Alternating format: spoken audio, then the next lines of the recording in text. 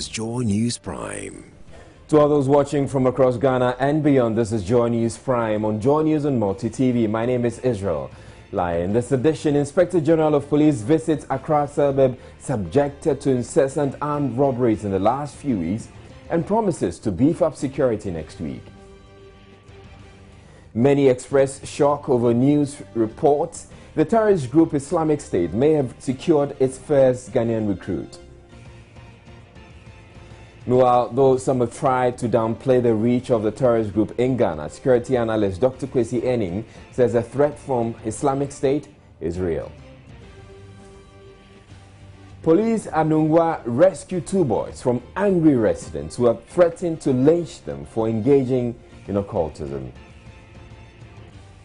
And traders and pedestrians in Accra impressed as city authorities put their red line policy to the test. We also have business, sports and international news all coming up in this bulletin, available across Europe on London-based ABN television station.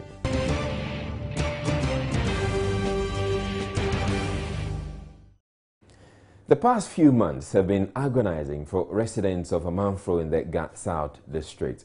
They have been terrorized by armed robbers who have been launching incessant raids on the community, stealing property, assaulting and maiming people.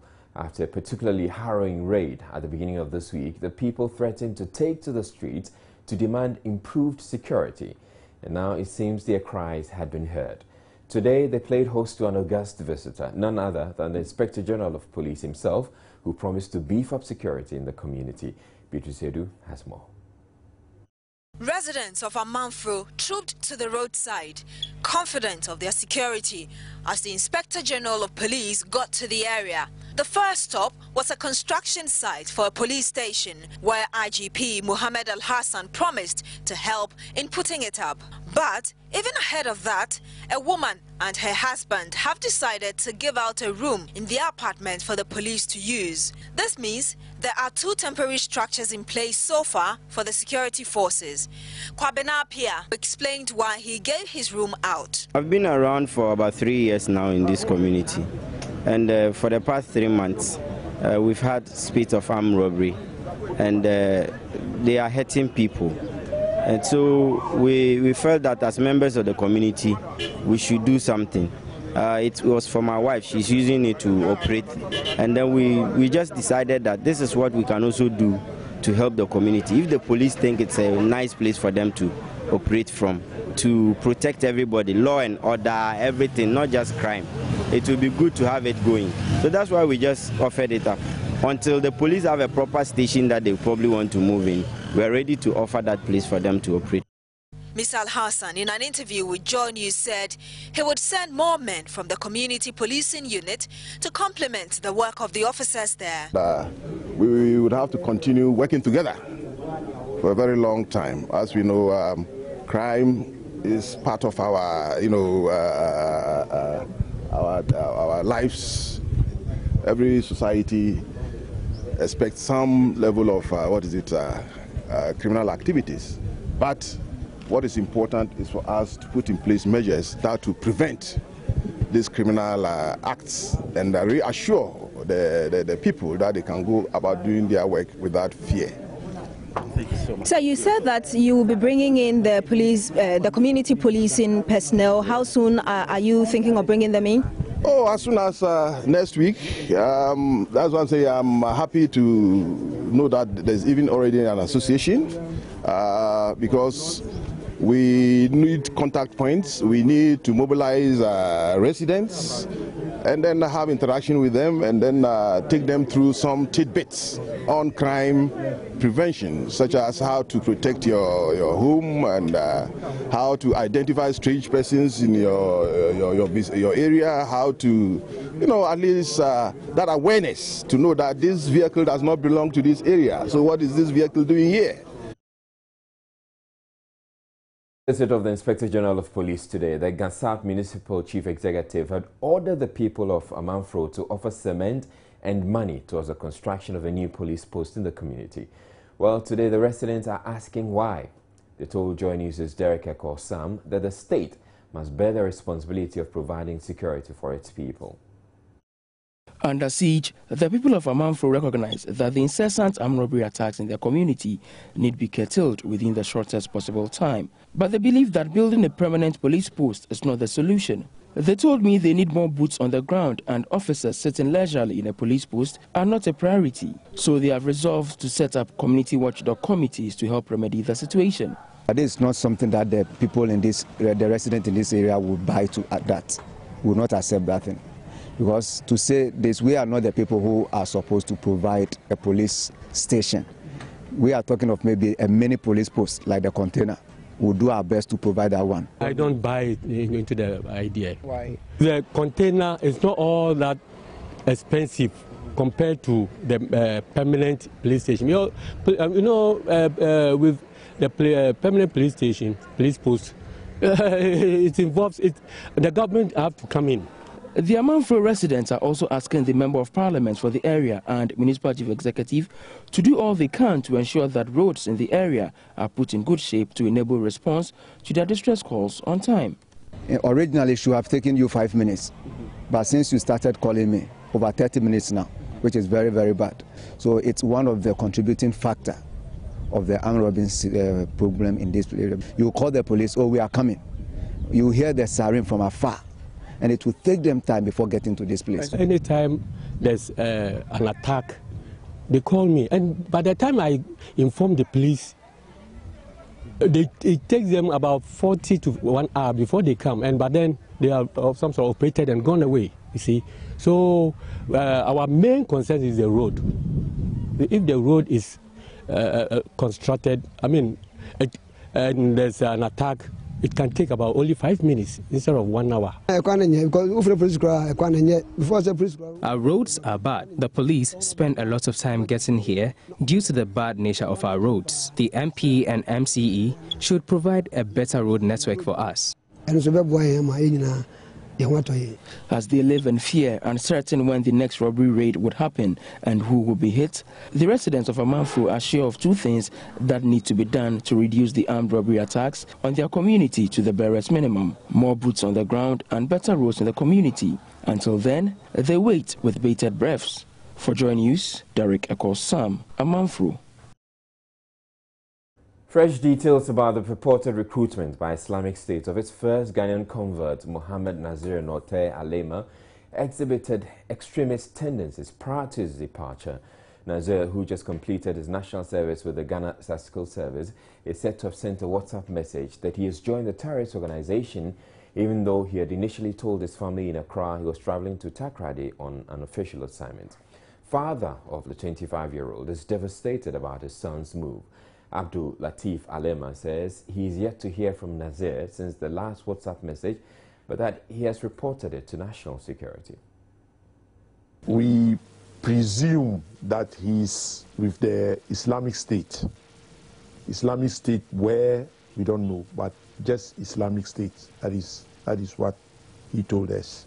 From the note that he sent us through WhatsApp, yes, he mentioned that he was going to join the Islamic State, and it is about 2 weeks now. We've not heard of him. We've not heard from him. We tried to communicate to him. We're not getting access to him. Yes, yeah. He said he was going to. He had an assignment from his place of work, which is the Statistical Service. That was where he went to do his national service. For about 3 days since leaving, no communication between him and us, which is not his nature. He always gets in touch with us. But for 3 days, no contact. Then we tried to contact him, but the call was not going through. So we sent text messages, still no answer.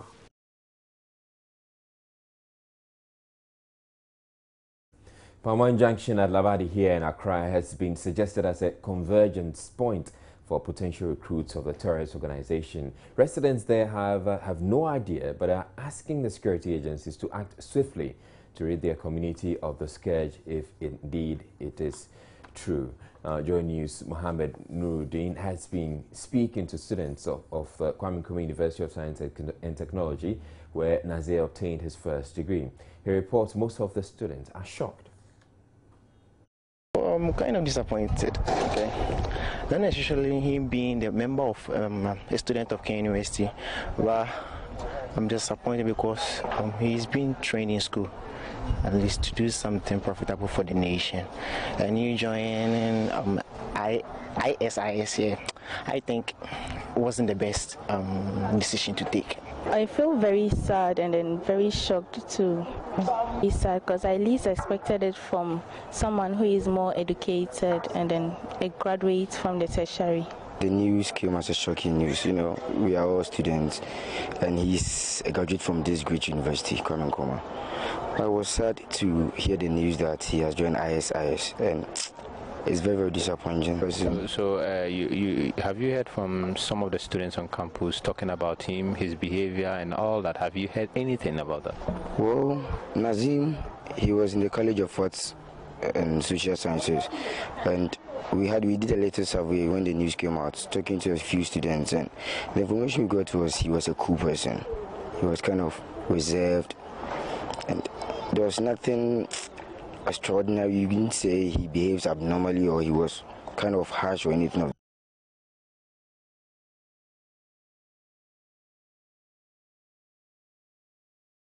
While Islamic scholar Sheikh Ibn Sana has downplayed fears the Islamic State could be infiltrating Ghana, he told my colleague Stephen Anti on TBS that Ghana's social structure does not encourage Islamic radicalization.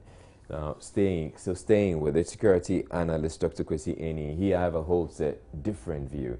In an interview with the BBC from Abuja, Nigeria, he said the exploits of terrorist organizations such as ISIS in West Africa have been known for some time now. According to him, contrary to suggestions the Ghanaian recruit may be heading to Syria or Iraq, it is very likely Nazir is somewhere in West Africa. Earlier work that we did about 4 years ago, looking at radicalization tendencies and movements and strategies in Ghana, pointed out clearly that there was a discourse that sought to recruit young people, and young people found that discourse and narrative very attractive. So this doesn't come as a surprise at all. Now, when people talk about this young man joining IS, I think most people have a tendency that he might have gone either to Syria or to Iraq. My argument is that since Boko Haram declared itself a caliphate and IS also declared Boko Haram and West Africa a province of IS's strategy, it's most probable that this gentleman is either in Cameroon, Niger, Chad, or in northeastern Nigeria. The IS/Boko Haram alliance has become a major security threat to the whole of the sub-region, and I think both ECOWAS member states, but ECOWAS itself must lead the struggle to ensure that radicalization tendencies are reduced as much as possible. He recommended ways to deal with the threat. Well, I mean, what needs to be done, or there are several things that need doing.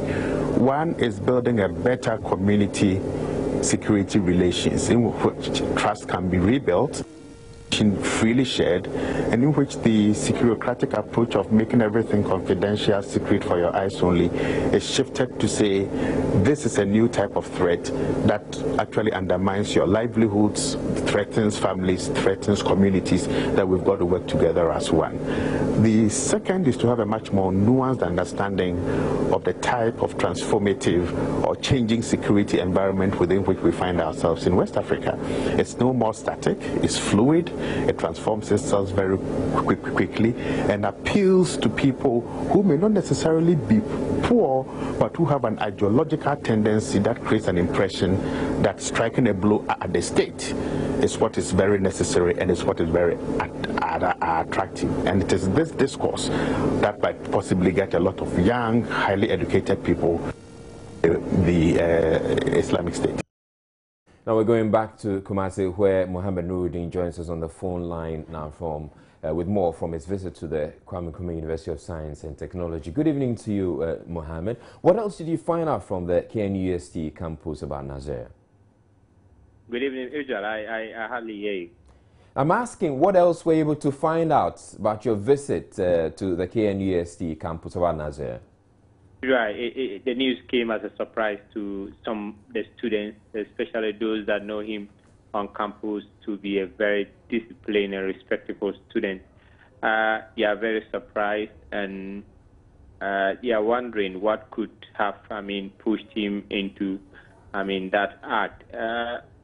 I spoke to some of the Muslims who are also very, very shocked about it. I spoke to the school authority, the deputy registrar, Alumote, and Kama Alumote, and he also expressed shock about the news. And for now, they are putting in some measures to make sure such occurrences wouldn't happen in the campus. You know, Nazir has been described as a very, good student on campus, very quiet, calm, and actually do not.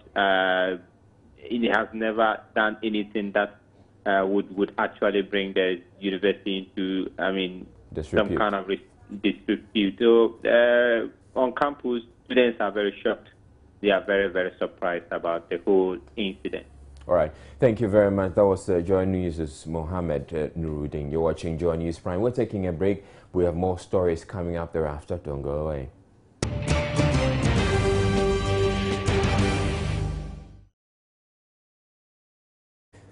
General Secretary of the United Front Party, Lustowel Nana Kusi-Poku, has withdrawn the case he brought against the Ghana Medical Association. Mr. Kusi-Poku filed a suit to force an end to the doctor strike. But the GMA called off the action before the court could begin formal hearings. The judge, Justice Barbara Tete Chawe, said the case had been overtaken by events. When Lustowel Nana Kusi-Poku filed the suit, the strike was in full swing, and both the Ghana Medical Association and the government appear to have taken intransigent positions. A resolution of the impasse seemed far away as public hospitals remained closed to ailing patients. But after several appeals from many different quarters, the strike was called off at the beginning of the week, 3 days before Mr. Kusi-Poku's suit was scheduled to be called in court. When the case was called in court this morning, the hearing lasted for just about 10 minutes. The lawyer for the plaintiff told the judge that his client no longer had an interest in the case. The judge agreed and struck off the case. But the GMA insisted that cost of up to 50,000 Ghana cedis be awarded against the plaintiff. The judge dismissed this, insisting that Mr. Kusi-Poku could simply not pursue the case any further because what he wanted, an end to the strike, had already happened. The chiefs and people of Konongo, Odumase in the Ashanti region are on a coalition course with a mining company in the area. Residents accuse the Owerri mining firm of damaging the town's flora and fauna. Tensions have risen so high, the Deputy Minister of Lands and Natural Resources, Kwabena Minta Akando, deemed it necessary to visit the area to mediate in the brewing conflict. Here's a report by Law Firm's Erastus Asare Donko. Amongst the main concerns the chiefs and youth of Konongo have with the operations of the Owerri Mining Company are the open pits and land encroachment. The residents of the town claim the company has allowed a developer to mine too close to the Owerri River under the pretext of dredging to prevent flooding. The chiefs have also raised concerns about deep mining pits like these ones left unfenced, posing danger to residents here. As he told the community, Deputy Minister for Lands and Natural Resources, Kwabena Minta Akando, was shocked by the extent of illegal mining so close to residential areas. Pits as deep as 36 feet or more were found beneath the foundations of houses people live in. The pits, according to reliable information, connect to old and abandoned mining shafts, exposing the buildings to potential collapse. Mr. Akando ordered that the pits be closed immediately. Police at Nungwa here in Accra are holding 2 young people in custody after they escaped mob violence. Community members threatened to lynch the boys after they were caught allegedly engaging in occultism. Kwete Nate has more in this report. There was chaos as calls of residents matched these 2 boys to the residents of the Nungwa Wulomo for engaging in occultism. There has been an increasing use of black magic by many teenagers in Nungwa. Those who have been caught in the past have been subjected to public lashing and so-called purification at the hands of the chief priest in the area. The two young people, aged 14 and 20, who were caught on Wednesday, are the lucky ones. DSP Patience Akwete is Nungwa District Police Commander. They are not digging grave. If authorities want to sideline how people are handling gods, that's traditional authorities' business. Police have no business with idols, with gods, with traditionalists. That's our business. Our interest is to make sure the boys are not beaten unlawfully.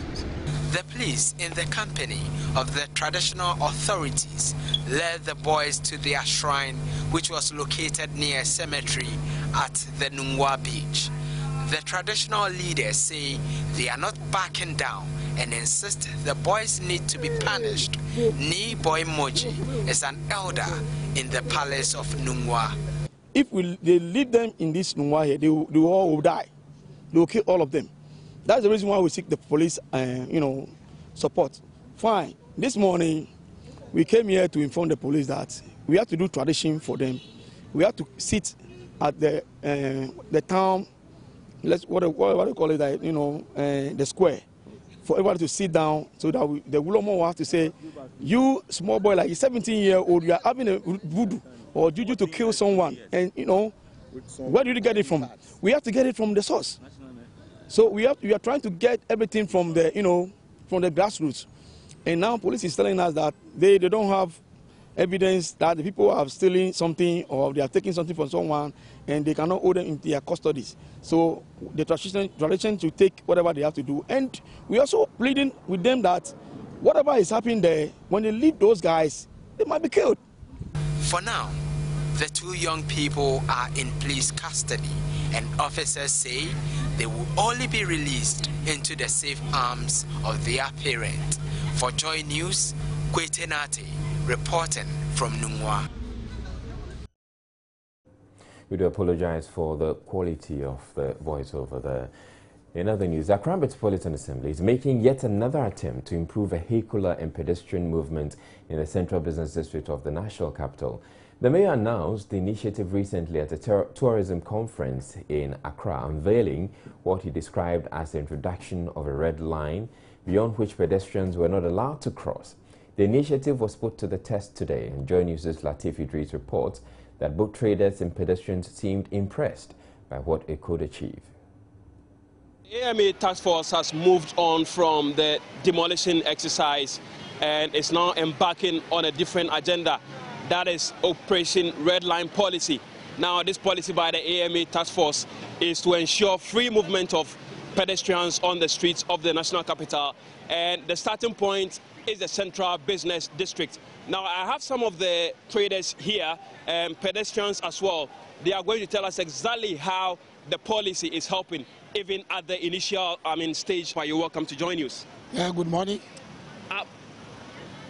Tell us what you make of this Operation Red Line Policy by the AMA Task Force. Yeah, the Red Line Policy is a good policy, but the problem is the women are complaining. The red line shall come small. They should move in front small. That's number one.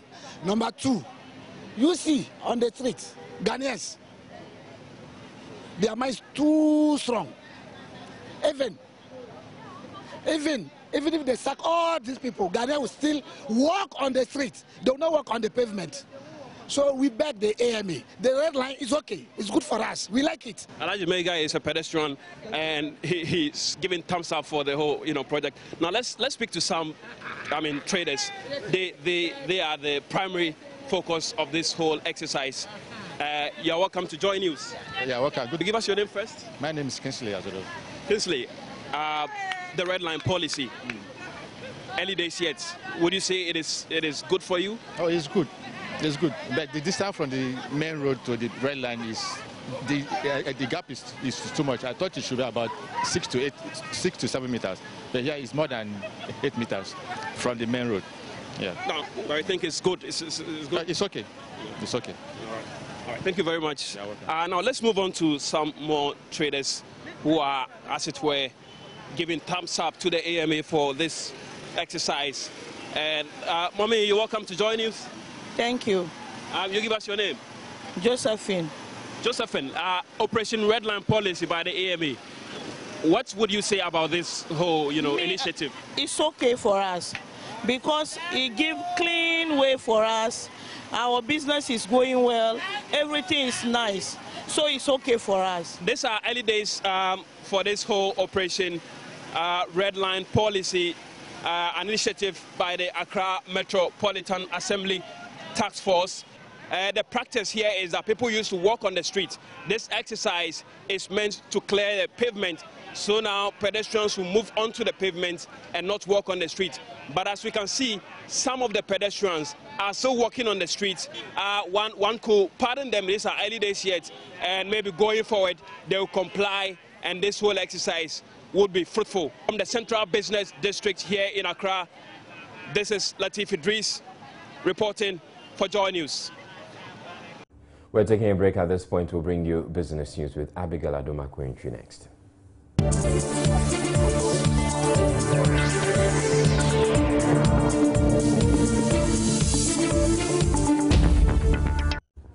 Time now for business. My name is Abigail Adomakwenchi. Let's start with something on the CD, and the managing director of Stanbic Bank is asking businesses not to transact in dollars if they earn dollars. That is the advice that he is giving them, and he's saying that businesses that are exposed to dollar transactions have had their operations thrown out of gear following the CD4. Al-Hassan Andani, however, advises businesses to rather carry out transactions in cedis. Put as much of your cost and your revenue into your local currency, and only do not mismatch your costs. And for example, if your cost is all in US dollars and your revenues are in local currency, and the rate of increase in the cost versus your rate of increase in your local revenue, you would be in trouble. So we should match currencies. If you are a local currency operator, i.e. the bulk of your revenue comes in local currency, make sure that your cost is situated in the local currency. Of course, for exporters who do have, self-financing inflows of export receivables, yes, they can take advantage of, of the foreign currency they have in order to take some foreign currency costs. I say so because it's very simplistic for people to look at, say, a dollar loan costs me 9% and think that it is cheap. So therefore you situate your dollar loan, your borrowing and your other input costs in US dollars at 9%. Now, if you have a situation like we've had this year where the currency has depreciated more than 30%, your true cost now is the 9% plus of the dollar plus your escalation in local currency of 30%. So that's 39%. Whilst if you situated all of your costs in local currency, you'll be staying at around the 27%, 25% mark, which is better. Now, commercial banks in the country might soon be required to increase their capital. They are currently required to have 60 million Ghana cedis to aid their operations. However, new entrants are required to pay 120 million Ghana cedis.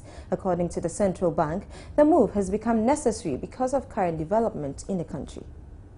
During the space of regulation, by the Basel Committee of Bank Supervision, the international body that prescribes frameworks for capital adequacy assessment, and they have moved from Basel I to Basel II, and following the global financial crisis, even to Basel III.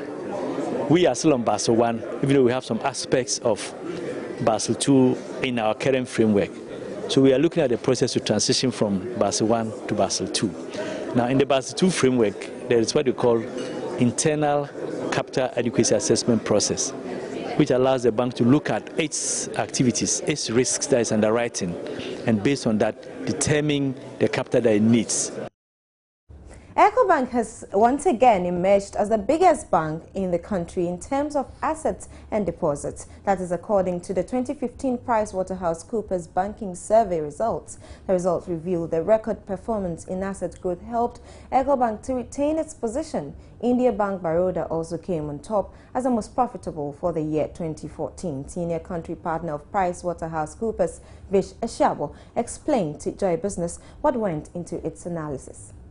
Our assessment is based on financial statements, published financial statements, and it's based on looking at a number of ratios. So if you take the quartile analysis, for example, what we do is we look at the bank's operating assets, because we use operating assets as a measure of the size of a bank.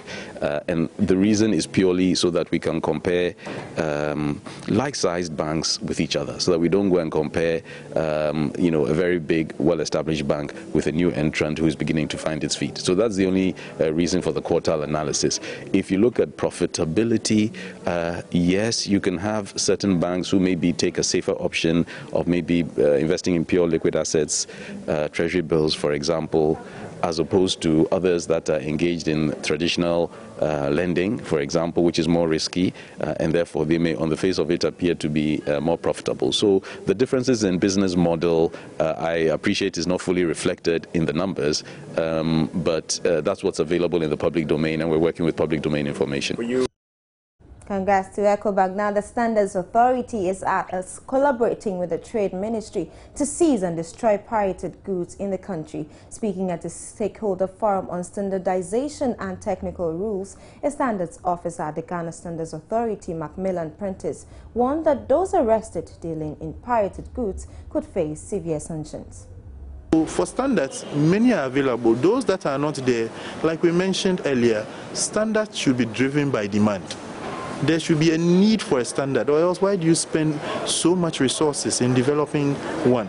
So once we have a demand, either from individuals like you, or from manufacturers, or from a regulator, once there's such a demand with proper justification why there is a need for a national standard in that area, the Ghana Standards Authority will consider it, and if we deem it fit, we will commit resources to developing them, and that is what is happening. And that does it for business. My name is Abigail Adomakwenchi. For more business news, log on to mydawnline.com/business.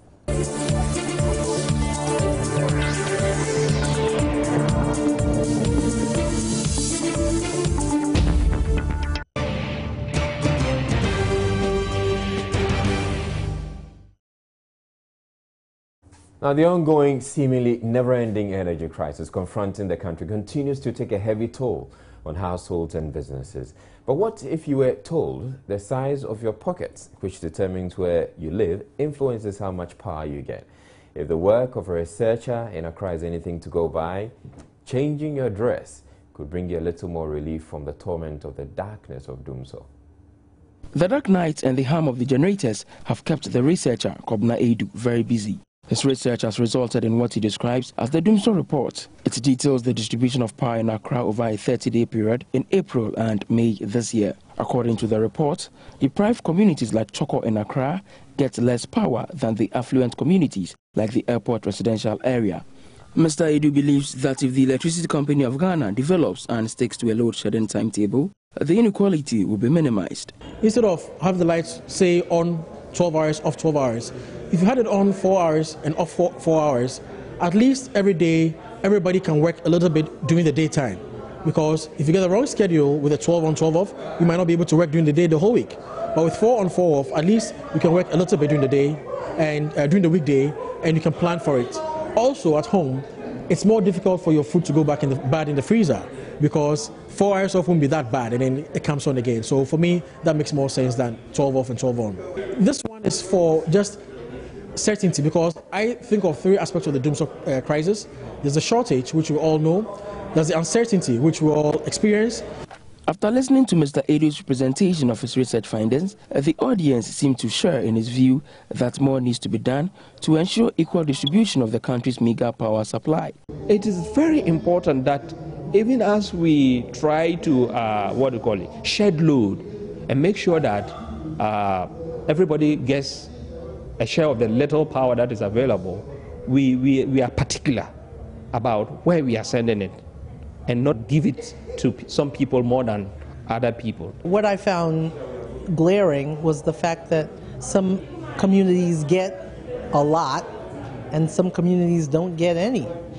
What about those young people in those communities that don't have enough light to study, don't have enough light to do their activities? That's sad. I just feel that the information law is very important to all the issues going on in the country. And I just feel that the information law really will make a difference in the country. But as long as the information law is still in government and is still delayed, at the same time the problems of the country will still be in the eyes and the ears of the people. And while many Ghanaians would welcome any effort to reduce inequality in the supply of electricity in these times of limited supplies, there is little doubt most would rather push for pragmatic steps to be taken to resolve the power crisis within the shortest possible time. Right, now time for sports, and Kwame Jumajamang is here. Good evening to you, Kwame. Good evening, what's coming up? Well, if you're a Man United fan, your team is winning. If you're not, it's winning, but the game is not over yet. Almost just about ending. I would want to believe it would have just ended by now. We'll do a lot more stories in the world of sports pretty shortly.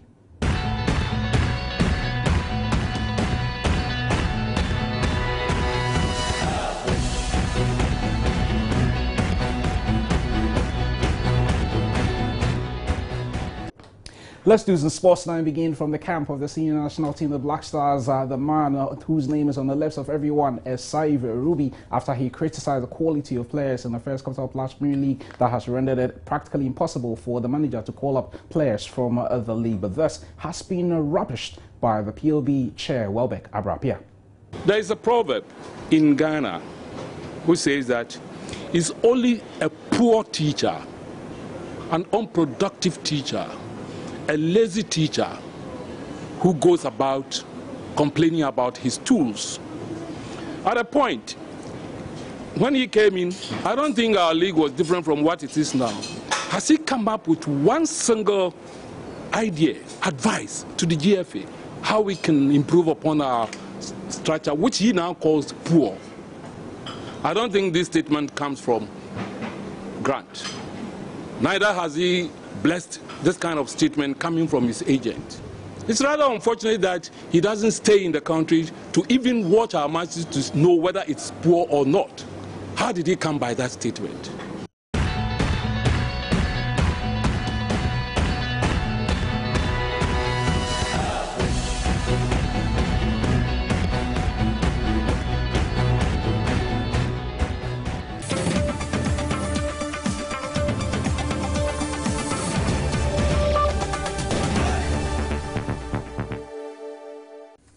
Nigeria's anti-corruption boss Ibrahim Lamode has denied allegations that $5 billion has gone missing at the commission he heads. A Senate committee is investigating charges that assets and cash recovered by the Economic and Financial Crimes Commission were diverted. Mr. Lamode told the BBC it was a smear campaign as the EFCC was prosecuting the man making the allegations. Senator Peter Boshi, who is championing the investigation, was passed by the petition by George Ubo. Mr. Ubo is currently fighting charges of stealing government property, which he denies. South Sudan's President Salva Kiir has signed a peace deal with rebels after threat of sanctions from the UN. He told those gathered for the signing ceremony in the capital, Juba, that he had reservations about how the mediation was conducted and some of the clauses in the compromise deal. Rebel leader Riek Machar signed the deal last week, but Mr. Kiir refused. The deal is meant to end months of brutal civil war and will see Mr. Machar return as vice president. Fighting between forces loyal to the two men over the last 20 months has forced more than 2.2 million people from their homes in the world's youngest state, which broke away from Sudan in 2011.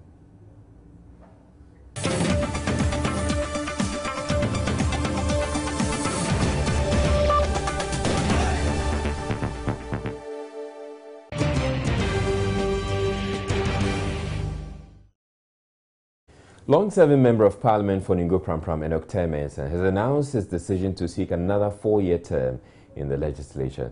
Speaking to Joy News, Mr. Benson dismissed media reports suggesting he would not seek re-election. He believes his track record will convince delegates in the constituency to retain him as parliamentary candidate for the NDC in the elections next year. There are two young men from Ningo who want to contest, but they've been going around, they've been campaigning, quietly. I am aware that there are two people who also want to. Nobody's stopping any young person. So long as we are not handpicked to go and run, let's go out there and run. And that'll be all for the bulletin. Before we go, bring you a quick run to our top stories. The Inspector General of Police has visited the Accra suburb subjected to incessant armed robberies in the last few weeks and promised to beef up security next week. Many have expressed shock over news reports the terrorist group Islamic State may have secured its first Ghanaian recruit.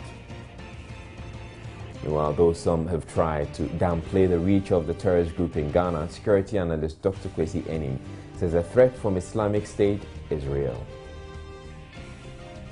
Police at Lungua rescued 2 boys from angry residents who are threatening to lynch them for engaging in occultism. And traders and pedestrians in Accra appear impressed as city authorities put their red line policy to the test. And that'll be all for the bulletin. My name is Udrolai. Thank you very much for watching. Have a good evening.